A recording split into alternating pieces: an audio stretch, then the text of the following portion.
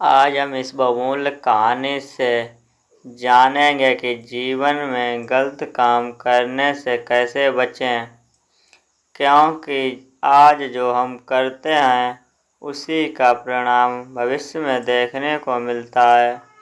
और यह आपने अपने आसपास के जीवन में भी देखा होगा कि कोई व्यक्ति अगर गलत काम करता है तो उसका गलत ही नतीजा मिलता है।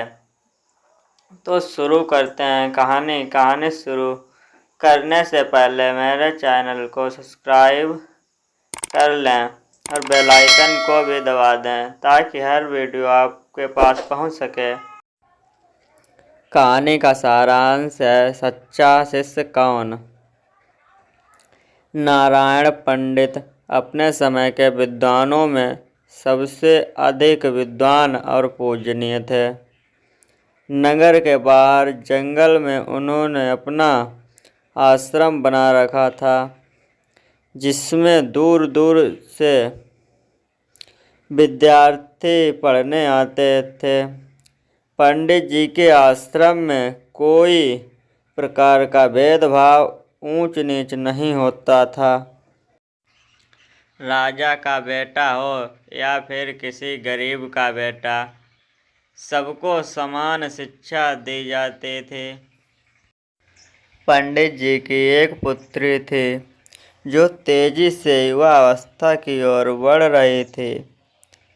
पंडित जी चाहते थे कि जल्द से जल्द योग्य वर ढूंढकर उसका विवाह कर दें और इस फर्ज से मुक्त हो जाऊं।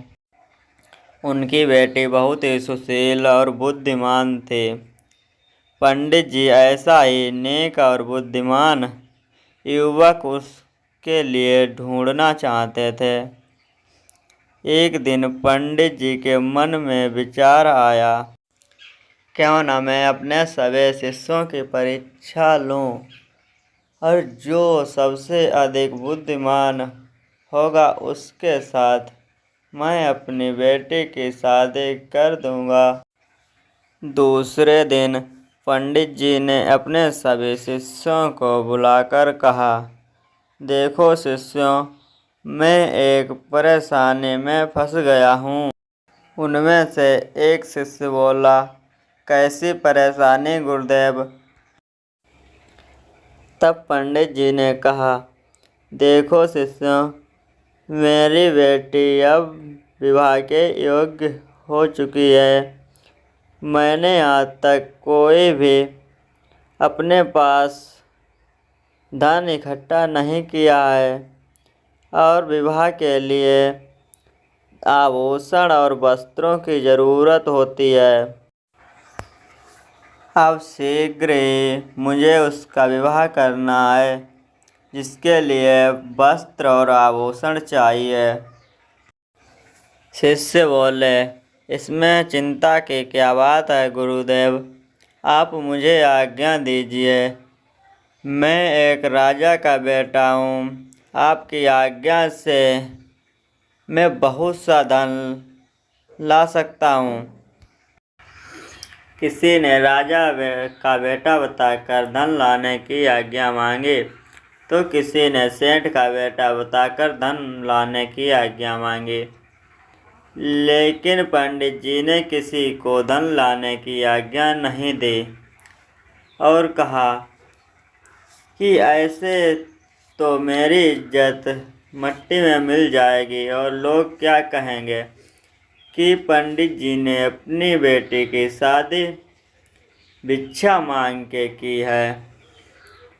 तो उनमें से शिष्य बोला, गुरुदेव, तो आप ही बताओ, मुझे क्या करना चाहिए कि जिससे आपकी इज्जत भी बच सके और आपकी बेटी की शादी भी हो जाए।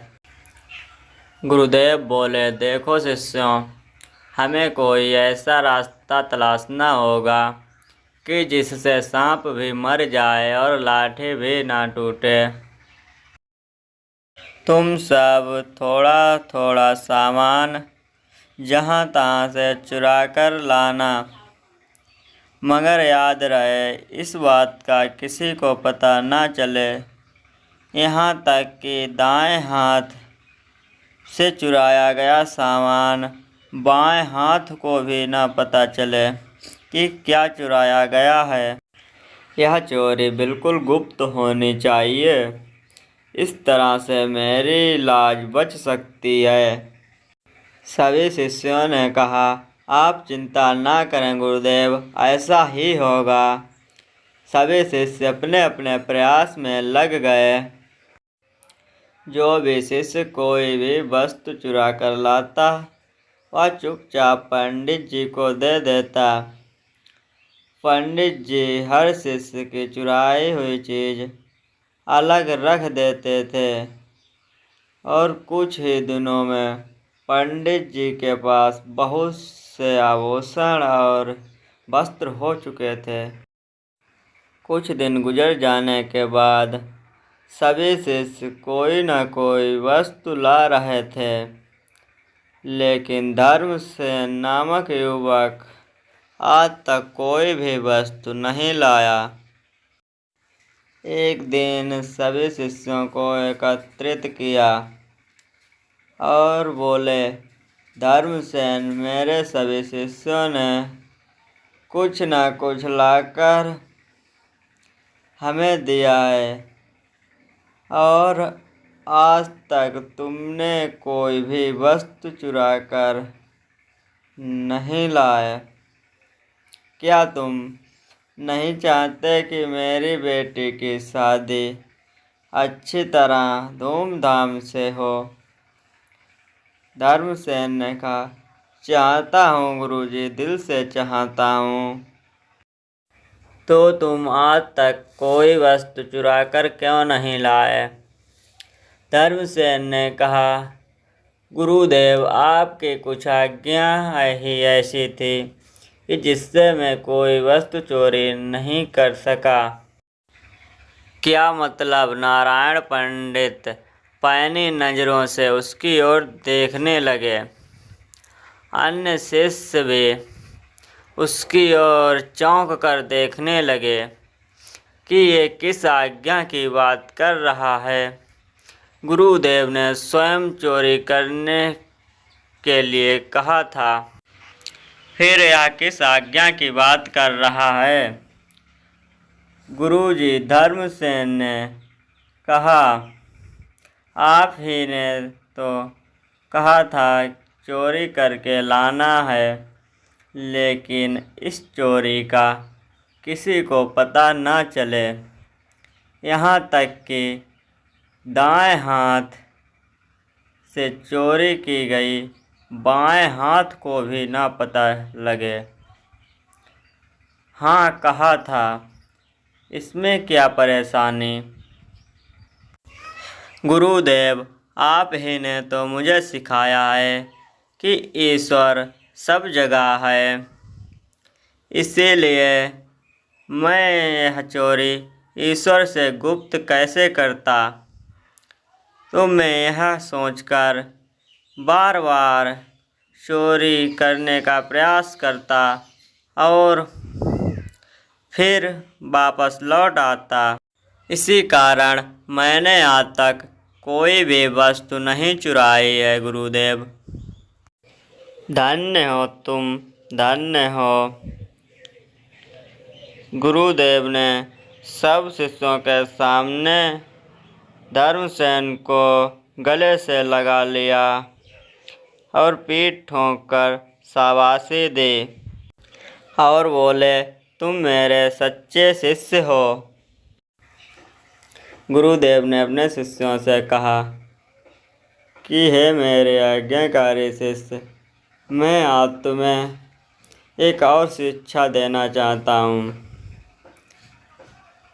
कि कोई भी व्यक्ति, माता पिता, भाई बहन, यहाँ तक कि गुरु भी कोई गलत कार्य करने को कहे, वह तुम्हें कदापि नहीं करना चाहिए। गुरुदेव ने कहा, यह सब मैंने तुम्हारी बुद्धि की परीक्षा और अपनी बेटी के लिए वर ढूंढने के लिए नाटक किया था। मैं अपनी बेटी का विवाह धर्मसेन के साथ करना चाहता हूँ। गुरुदेव की योजना से शिष्यों की बुद्धि की परीक्षा और बेटी के लिए वर की दोनों का हल निकल आया। गुरुदेव ने अपनी बेटी का विवाह धर्मसेन से कर दिया। इस कहानी से यह निष्कर्ष निकलता है कि चाहे आप कितनी भी मुसीबत में ही क्यों ना हो, गलत रास्ता कभी मत चुनें। किसी गलत काम को मत करो, चाहे मित्र या परिजन ही क्यों ना कहे। कोशिश हमेशा अच्छाई के पथ पर चलने की करो। अगर कहानी अच्छी लगी हो तो कमेंट में ज़रूर बताएं। धन्यवाद। मिलते हैं अगले वीडियो में। जय हिंद, जय भारत।